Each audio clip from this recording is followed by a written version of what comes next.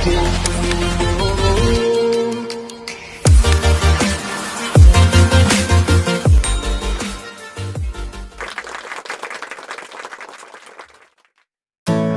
sore, kembali lagi bersama saya Agung Surya Tumelar dalam acara Bioeducation Podcast di tahun 2022.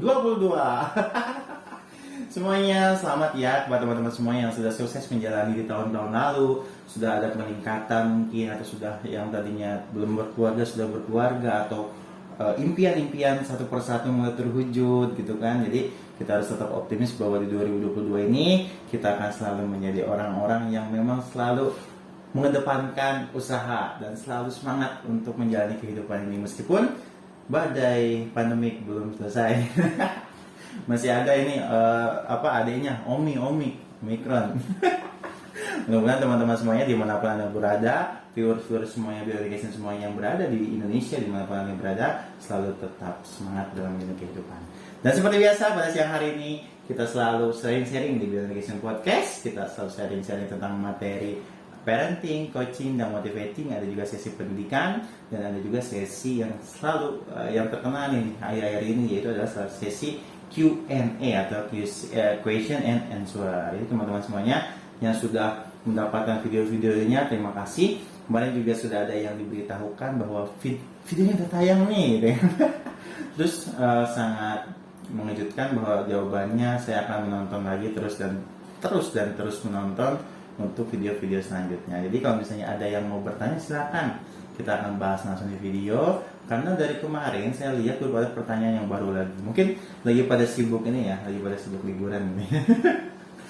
Jadi sepi itu selama 2 minggu tidak yang bertanya, mungkin sibuk untuk menonton saja gitu atau bagaimana. Silakan dari sekarang mulai lagi untuk bertanya, langsung saja kirim di bawah ini, ada link deskripsinya, ada WA-nya, ada Telegram-nya, ada juga Bioeducation untuk membaca artikelnya. Silahkan langsung diklik saja di bawah ini, dan kalau mau bertanya biasanya langsung email saja ke Bioeducation atau email Bioeducation di bawah ini. Jadi langsung saja tanyakan ya. Baik, sore hari ini bersama dengan Pak Doni. Halo teman-teman semuanya, gimana Gung? Tahun baru Pak. Tahun baru, harapan baru ya. Semangat baru. Semangat baru juga, itu yang paling penting. Iya, itu perasaan slogan dari dulu kayak gitu ya. Iya. Tetapi gimana nih? Sudah ada perubahan tuh di tahun baru ini? Sepertinya sih ada perubahan Pak. Apa nih? Yang tadinya kurus jadi gemuk ya. Oh, perubahan nih. Perubahan yang stagnan gitu Pak. Tapi mudah-mudahan sih teman-teman semuanya perubahannya pada positif ya Pak. Ya amin, itu yang kita harapkan Gung ya. Oke, lihat tahun baru ini kita akan membahas apa nih Pak di awal ini? Ya, pada kesempatan kali ini saya akan mengangkat tema parenting ya, yang saya beri judul dengan pola asuh yang overprotective. Wah, kayaknya menarik gitu Pak. Iya. Overprotective. Overprotective. Karena kalau sesuatu yang over atau yang berlebihan, pastinya tidak akan pernah baik. Ya kayak begini deh, kita misalnya terlalu banyak makan, bagaimana hasilnya? Kalau makan doang sih nggak apa-apa, tapi kalau over terlalu banyak makan, kenyang sih. Kan bisa terjadi obesitas, Iya. ya. Terus juga penyakit juga gampang datang, ya. Dan hal-hal negatif yang lainnya gitu. Misalnya juga terlalu banyak olahraga.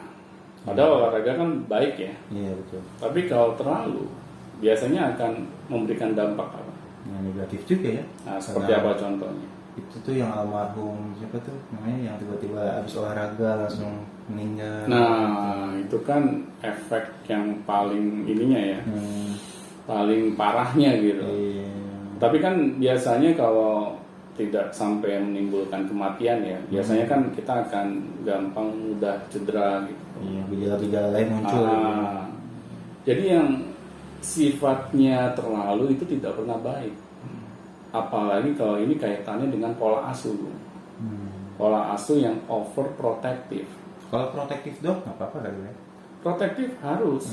Kita sama anak ya harus melindungi. Kita tidak boleh cuek gitu. Masa anak nyebrang jalan terus misalnya masih balita gitu kan, kita diemin aja gitu kan. Gue nggak mau overprotective. Biarin aja biar mandiri gitu kan. Yang ada ketabrak. Nah di sini berarti kita jadi orang tua itu harus sadar gitu. Kalau kita ingin memberikan pola asuh yang terbaik kepada anak-anak kita harus memikirkan dampak positif maupun negatifnya. Apakah yang saya lakukan ini lebih banyak positifnya atau yang negatifnya? Kalau banyak yang positifnya ya kita lakukan. Tapi kalau banyak yang negatifnya ya kita tahan. Meskipun niat kita baik. Kan tidak ada ya orang tua yang menginginkan hal yang buruk gitu terjadi kepada anak-anaknya. Iya, tidak ada satu orang tua. Kita ingin yang terbaik buat anak-anak kita. Tetapi kalau hanya didasari oleh niat saja, tetapi kita tidak mengetahui caranya yang terbaik itu seperti apa, akhirnya aplikasinya salah.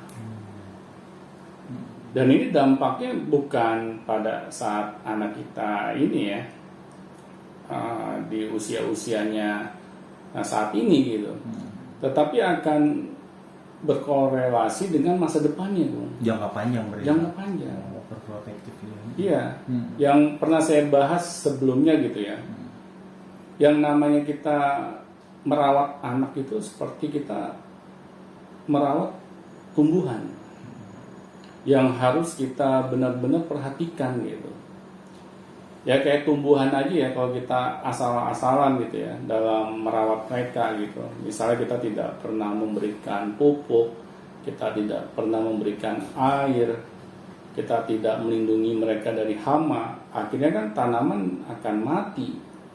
Begitupun juga dengan anak gitu. Kalau kita tidak rawat dengan benar, akhirnya ya akan bernasib sama ya seperti tumbuhan gitu.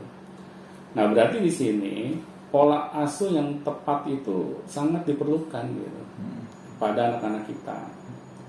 Kalau selama ini kita misalnya menyadari gitu, oh saya terlalu berlebihan nih dalam memberikan pola asuh kepada anak-anak saya. Misalnya anak saya ini ketika menghadapi masalah gitu, saya selalu menjadi dewa penolongnya gitu. Iya. Itu tanpa disadari itu sebenarnya kurang bagus ya, Pak? Kurang bagus. Karena ketika anak dia menghadapi masalahnya, seharusnya orang tua itu membimbing si anak gitu, bukan menghindari anak dari masalahnya, terus kita yang maju ke depan. Nah, itu kan normalnya seperti itu ya.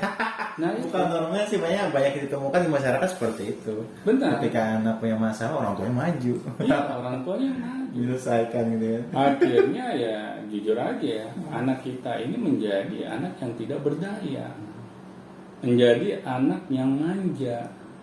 Nah, kalau misalnya sifat atau karakter ini yang melekat di diri anak kita, misalnya sifat atau karakter yang manja, yang tidak memiliki daya juang, terus anak kita miliki sampai dewasanya, bayangkan bagaimana nasib anak-anak kita ini di masa depannya. Pasti dia akan sulit untuk bisa bertahan gitu di dalam kerasnya kehidupan. Ya, sebenarnya kalau misalnya anak manja, anak ini berarti anak itu potensinya tidak berkembang gitu ya, Pak. Pastinya. Kalau misalnya dia mengalami gejala manja, Iya. gejala apa gitu. Ya kan potensi itu bisa berkembang kalau kita asah. Ya seperti ini deh, batu berlian gitu kan. Ini kan bisa keluar sinarnya, itu kan kalau diasah. Diasah ini kan kita bisa ibaratkan tuh dengan cobaan-cobaan kehidupan yang menghampiri kehidupan kita. Masalah-masalah yang datang. Dan ini juga harus anak-anak kita hadapi. Kalau pola asuh kita protektif, overprotective, anak-anak nggak bisa menghadapi itu, Pak. Iya, ada kesempatan benar, gitu ya. Benar. Ya makanya kan ada tuh istilahnya anak mami. Pernah dengar loh? Iya. Iya kan? Anak mami. Itu kenapa disebut anak mami? Ya, dikit-dikit mami, dikit-dikit mami. Nah, itu. Karena dia merasa ada dewa pelindungnya. Kalau anak kita biasakan seperti itu, nanti bagaimana? Ketika dia dewasanya, dia menghadapi masalah yang sebenarnya, yang dia harus hadapi dan dia selesaikan. Dia kan pasti akan bingung gitu. Mau mulai dari mana nih? saya dalam menyelesaikan masalah ini. Potensinya nggak keluar gitu kan? Potensinya nggak untuk akan menghadapi keluar. masalah itu gitu. Benar. Makanya anak kita nanti di masa depannya dia akan mudah depresi. Seseorang yang gampang depresi adalah orang yang tidak dapat menyelesaikan masalahnya itu dengan baik. Dia akan selalu menyimpan masalahnya di dalam dirinya karena dia kebingungan gitu. Bagaimana nih mengatasi masalah yang dia harus hadapi? Karena dia merasa dulu selalu ada orang tuanya sebagai dewa pelindungnya. Jadi cenderung kalau misalnya overprotective itu anak menjadi penakut ya Pak? Penakut. Karena dulunya sering di ini mulu, sering di cover mulu sama orang tua. Di cover terus gitu. Kita merasa bahwa anak kita itu selalu aja nggak mampu gitu. Nanti kalau anak kita sedih bagaimana ya? Kalau anak kita ini misalnya menangis, nanti bagaimana ya ininya? Dia mungkin akan merasa tidak percaya diri atau apa gitu kan? Ada yang salah. Ada yang salah gitu. Sebenarnya niatnya baik, cuman caranya salah. Kalau anak kita nih dari kecil dibiasakan untuk menghadapi masalahnya yang sesuai dengan ini ya, kemampuannya dia, sesuai dengan usianya juga, anak akan berlatih gitu untuk menghadapi setiap hambatan atau tantangan di dalam kehidupannya. Akhirnya anak akan timbul rasa percaya dirinya ketika dia berhasil mengatasi setiap masalah yang ada di hadapannya. Bukan malah jadi penakut ya.